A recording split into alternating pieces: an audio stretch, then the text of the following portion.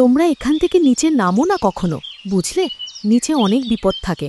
যদি তোমাদের কিছু হয়ে যায় তাহলে মা কিভাবে থাকবো? কিন্তু মা, মাটি খুব সুন্দর, ওখানে খেলতে ইচ্ছে করে। না না সোনা, আমরা পাখি, আমাদের শক্তি আকাশে, নিচে নামা মানেই ভয়। অন্যদিকে চুড়োই সোনা দেখল শেয়াল পেটের খিদায় এদিক ওদিক ঘুরছে আর বলছে, কেউ নেই আমার, সবাই দূরে সরিয়ে দিয়েছে, ক্ষুধায় কষ্টে মরছি, কে একটু দয়া করবে? এরপর চুড়োই সোনা শিয়ালের কাছে গেল, গিয়ে বলল, তুমি তো শিয়াল, তুমি আমাদের খেয়ে ফেলবে না তো? না না সোনা, আমি বদলে গেছি, আমি এখন কারো ক্ষতি করি না, শুধু একটু সাহায্য চাই। তাহলে আমি কি তোমাকে কিছু খেতে দিব?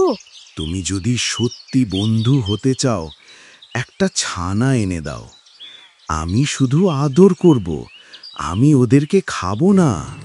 এরপর চুড়োই সোনা উড়ে গিয়ে একটা পাখির ছানা এনে দিয়ে বলল, এই নাও, একটা খুব দুর্বল ছানা পেয়েছি, তুমি বলেছিলে আদর করবে, তাই আনলাম।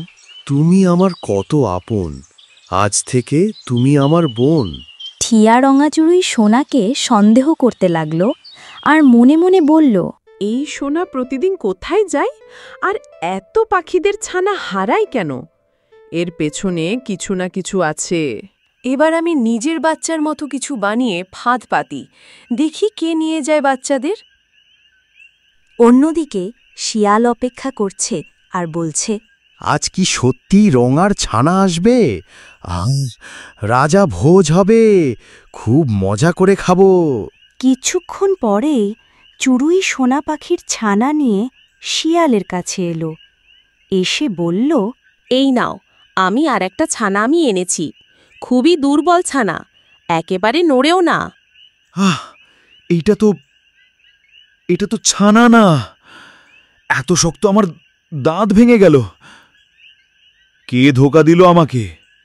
দূর থেকে ঠিয়ারঙা এসব দেখছিল। এরপর ঠিয়ারঙা শিয়ালের কাছে এসে বলল, তুই ধোঁকা দিয়ে বাচ্চা খাস আর বলিস তুই ভালো হয়ে গেছিস? দাঁড়া, আজ তোকে মজা দেখাচ্ছি। এই শিয়ালকে তাড়াও, ও আমাদের বাচ্চাদের শত্রু। চড়ুই সোনা নিজের ভুল বুঝতে পেরে সবাইকে বলল, আমি সবার কাছে মাপ চাই, আমি বুঝতে পারিনি, আমার কারণেই এত বড় ক্ষতি হয়ে গেল। ভুল সবাই করে, কিন্তু সত্যি বলা সাহসের কাজ। আমরা তোমাকে মাফ করে দিলাম।